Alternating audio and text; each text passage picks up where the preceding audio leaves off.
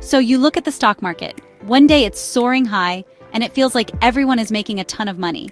The next day it plummets, and a wave of panic washes over the news. But what if I told you there's a way to navigate all this chaos with a sense of calm and confidence? A time-tested framework that protects you from your own emotions and the market's wild swings. This approach was pioneered by Benjamin Graham, widely considered the father of value investing and the author of The Intelligent Investor. He was also the mentor to Warren Buffett, who calls The Intelligent Investor the best investing book ever written. One of Graham's most important lessons is the difference between investing and speculating. An investment operation, after thorough analysis, promises safety of principal and an adequate return. Anything else is speculative. Thorough analysis means you do your homework: financial statements, business model, earnings history, and long-term prospects. Speculators act on tips, hunches, or momentum, betting on price moves rather than underlying value. That's a recipe for anxiety and often loss. Before you buy, ask, have I researched the business? Am I paying a reasonable price? Will I hold it long-term as an owner? If yes, you're investing. To deal with market mood swings, Graham gave us a parable. Mr. Market, an emotional business partner who shows up every day with a price. Some days he's euphoric, offering you ridiculous prices. Other days he's depressed, begging to sell shares at pennies. The point, Mr. Market's quotes are often unrelated to a business's real performance. Use him, don't be used by him. Form your own opinion and wait for prices that make sense for you. You can accept his price or ignore him. He'll be back tomorrow with a different quote. An intelligent investor treats Mr. Market as a servant, not a guide. When he's euphoric, sell if you think it's overvalued. When depressed, buy if the business is sound and the price is a bargain. If there is one concept at the heart of Graham's philosophy, it's the margin of safety. He called it the central concept of investment.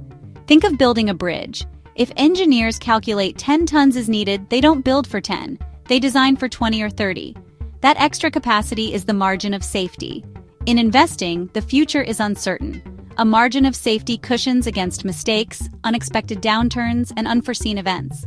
Formula card, margin of safety, intrinsic value, price, intrinsic value. Graham divided investors into two types, defensive and enterprising. Be honest about which one you are. The defensive investor's primary goal is to avoid serious mistakes.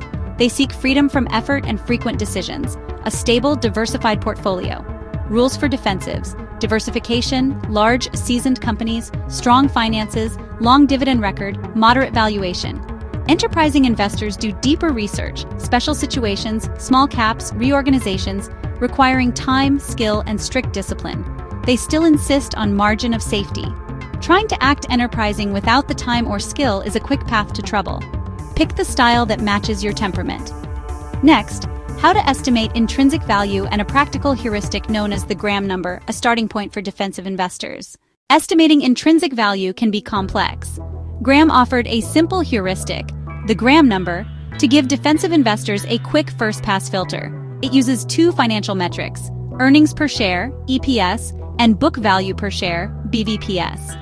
EPS is profit per share. BVPS is net assets per share. Formula, Graham number, 22.5x EPS x BVPS. It sets a conservative upper limit for what a defensive investor should pay. Example, Solid Widgets Inc. EPS $4.50, BVPS $40. Multiply 22.5x 4. 5 times 40 equals 4,050. Square root of 4,050, $63.64. That's the Graham number, a theoretical intrinsic upper limit for a defensive investor. If the market price is $45, the formula flags a possible bargain. Green light to research deeper. If price is $80, it's likely overvalued for a defensive investor. Graham recommended a simple baseline allocation for defensive investors: 50% stocks, 50% bonds as a starting point. Adjust between 25% and 75% stocks depending on conditions. Move toward 25% when markets are euphoric, toward 75% when markets are panicked. This enforces counter-cyclical rebalancing. Sell a bit when prices are high, buy more when prices are low. Dollar cost averaging is another discipline Graham praised. Invest a fixed amount regularly to remove timing risk and emotion. Example, $200 per month buys more shares when prices fall and fewer when prices rise, lowering your average cost over time. Automate it. Set up recurring investments. It removes decision fatigue and keeps money working consistently. Now, a practical checklist Graham gave defensive investors to screen individual stocks. We'll walk each point and then run a short hypothetical example. Graham's 7-point checklist helps defensive investors choose large, stable, conservatively financed companies at reasonable prices. 1. Adequate company size. Avoid small, vulnerable firms. Prefer large, established companies. 2. Strong financial condition. Current ratio at least 2, and long-term debt not exceeding net current assets. 3. Earning stability. Positive earnings for each of the past 10 years. 4. A long dividend record.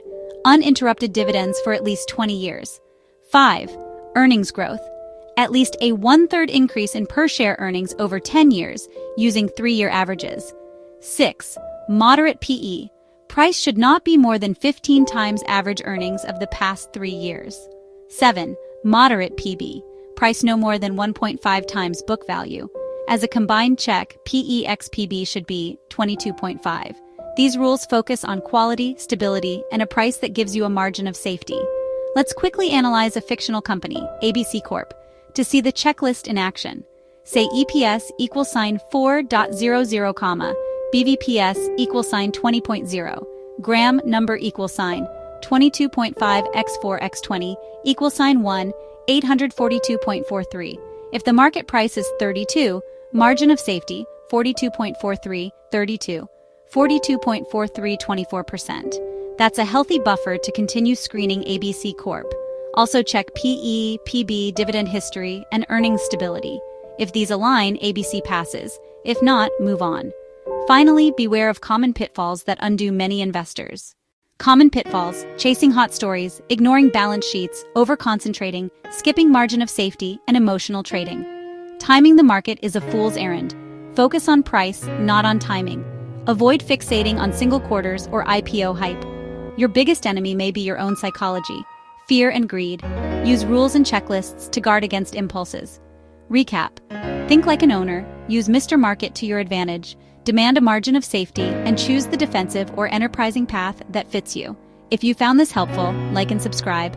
Tell us in the comments which concept you'll apply first. Thanks for watching Finance Decrypted.